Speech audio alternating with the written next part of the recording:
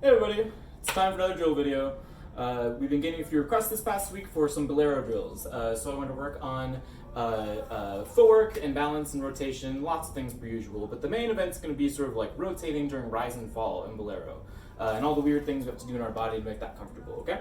So, per usual, those of us who worked on Bolero, this should be a workout. If you're sweating, that means you're doing it right, okay? So, first things first, we're going to stand nice and tall per usual. And what I want everyone to kind of like think about is the pressure we're putting into the floor for a second. So for right now, we're just going to kind of like stand on one foot, go up and down, whatever it is, and see if we can go down, send the foot, send the body, and then come back up again, okay? And just kind of like reach a little bit on each side, okay? I'm pretty sure all of you have done some reaching exercise before, but for me, it's helpful just to kind of get back into the Bolero feel, okay? So we lower, shift, and then come back, okay? Just like a hesitation and waltz. So that's the first part, nice and easy, but it should feel like lunges, okay? So the next thing we're going to do is that same exercise. We're going to try to twist our upper body a little bit into it and see if we can get more reach. But honestly, again, the reach isn't the big thing. It's just sort of prepping the body. It looks nice and it feels a lot more comfortable too, okay? So same thing. When we come over, we're going to switch to the other side, kind of looking to the left, okay? And you can even like, actually take it back, don't look that way, it's gonna mess things up. Just try to twist your body and send the leg out, okay? If you do just this today, like 20 times, that's a pretty good leg workout, okay? And that's already gonna be a huge, huge thing for kind of like automating rotation Bolero, okay? So, now we'll go into our basic. And what we're gonna do, at least for right now, if you watch my feet, once we close, I want us to already start to turn that way, okay? Before our next quick. Once we finish the quick, then we shift, do the same thing again. Go to the right, twists, yeah, and then to the left again. So anytime we actually do that big slow to the side, we're gonna try to prep our body by twisting into it, and then twisting out of it. Just like that.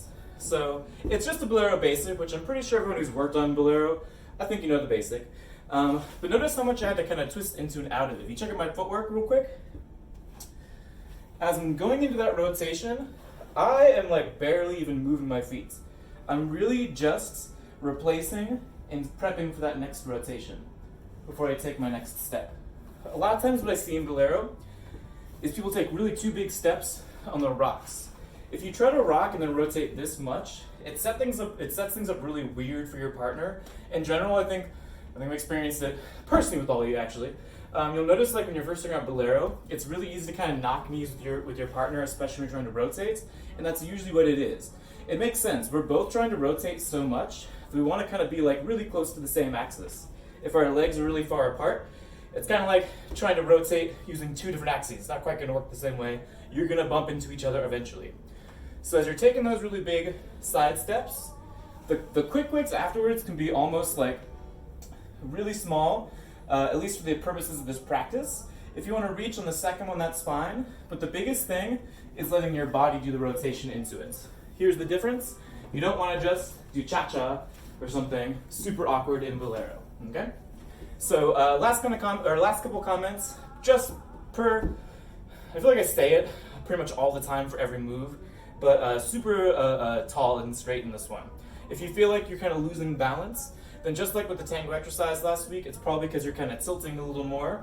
Try to stand really nice and tall and rotate just around that one axis is the idea. And as we're going to the next, all you have to do is twist into it versus having to kind of like roll through, okay? Second thing is I mentioned floor pressure a little bit. If you feel like you're having trouble even just taking that step, it's probably because you're not using that extra foot enough. I kind of think of it like a kickstand. I'm helping brace, especially as I go down. In general, if we kind of like don't use that foot, it's really awkward, requires way, way more control to balance into it. Just letting that foot sneak out and pushing into the floor with it, way easier to be nice and smooth. And if you think of smooth, this is the dance for it, right? Out of all the dances, I think the point of Bolero is kind of melt into the next move. So we want to melt with our whole body is the idea. Twisting through as much as we can. At least the purposes of just getting comfortable with it, okay? So that'll be it for now.